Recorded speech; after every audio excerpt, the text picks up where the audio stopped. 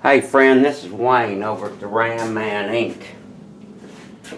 Don't forget the ink. Hey, we got us a client, shipped his 171 master cylinder in. We made a video when we first got it in, and now we're going to test it. And I just put in some brand new brake fluid from this unopened container. Now I'm going to tell you, the very first thing I noticed was that the rear chamber is pretty clear. The front chamber, which of course feeds the back brakes, has got quite a bit of debris in there. And I noticed that there is some other type of fluid in there because they're not blending or niskable together, that technical term. I'm gonna try and show you. That's hard to do.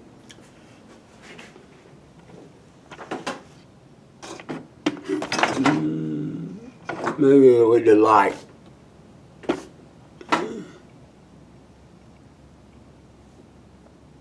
Yeah. It's kind of a little cloudy, and everything you see in there, that's floating around.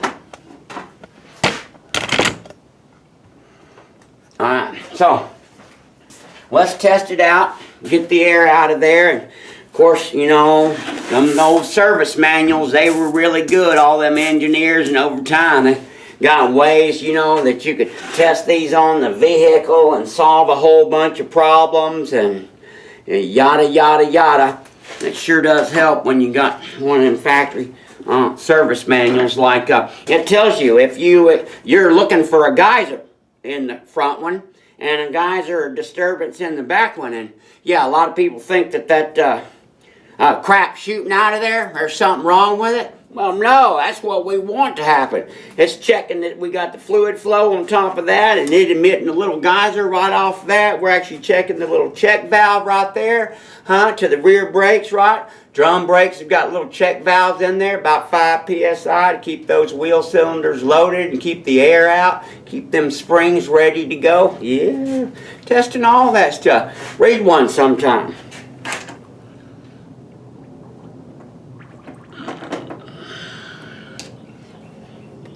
Springs, extremely stiff, binding up. First impression, extremely stiff. Oh my goodness. I've got to show you guys. Okay. The brake system on this car is trashed. It is full of debris. 3 or 4 strokes, my friend. This is so cloudy it looks like pond water. Now I want to tell you something. This exacerbates the situation. We were only talking about the 2 ounces that are in this master cylinder. Okay? The little bitty tiny bit has completely infected, I don't know, 6 ounces of good fluid. It's trashed. So that means that there's particles and it's really, really bad. Really, really bad.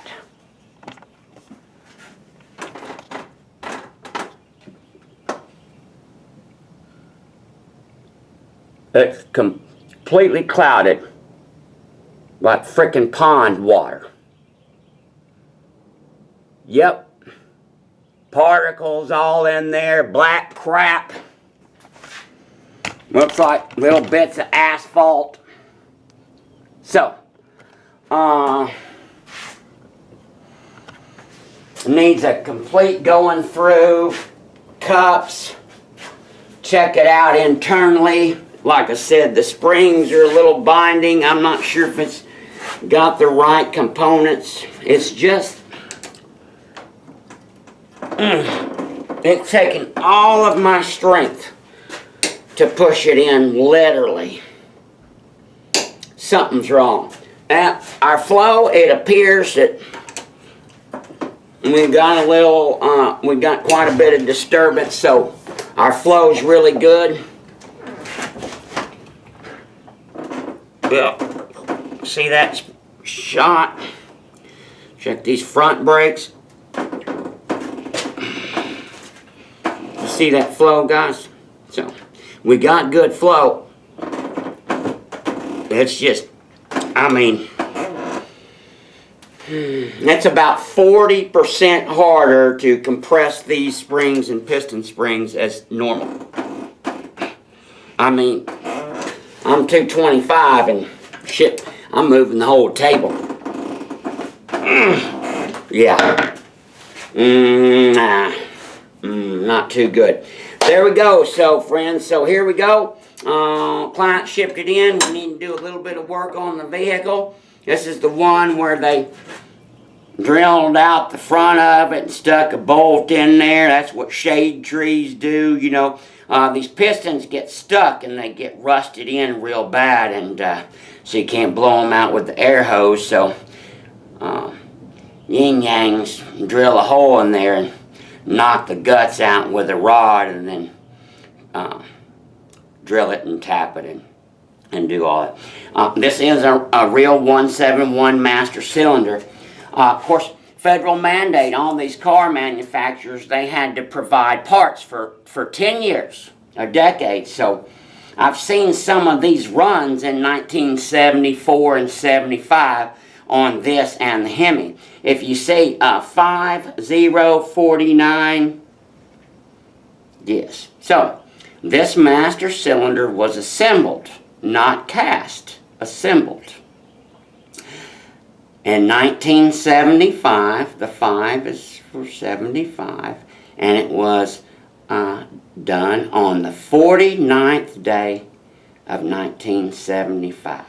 That's when she was built. And so, although this does fit, it is the incorrect gasket. Only the 171s and the 9191s, the Hemis, this gasket has circle and circle right there. Nothing else looks like it. They stand alone. And of course, they're really the only two later master cylinders that have the flush front. That's how you can tell a real Mopar, real deal, is with that flush front. And the other little secret, my friends, whenever you see a master cylinder, basically on anything that has a dimple or a protrusion, it's an aftermarket master cylinder. All the original Bendix, they were all machined in a fixture. And today, and starting in the 70s, see, they've got them little dimples for the live centers.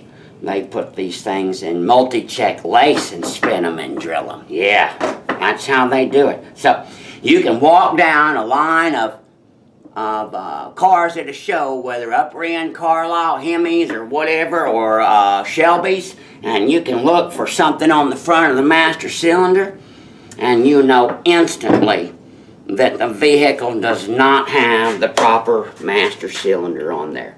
Only about 5 people in the world know that, and now everybody does. God bless you. God bless America.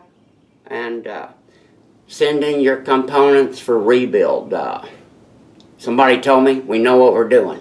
Bye.